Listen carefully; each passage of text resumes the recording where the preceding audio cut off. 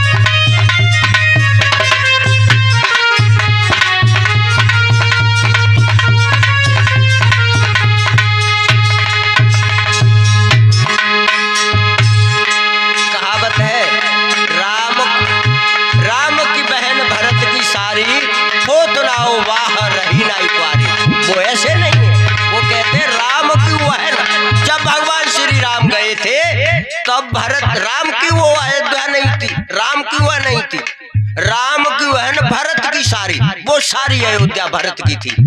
राम की बहन भरत की सारी।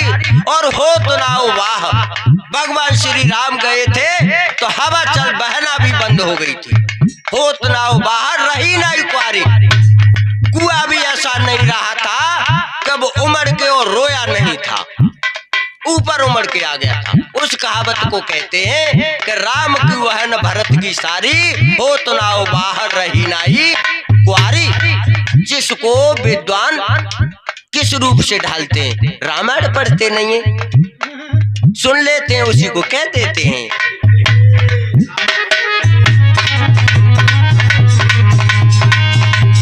गा तो लगा करके कहीं ने मांगे दो वरदान।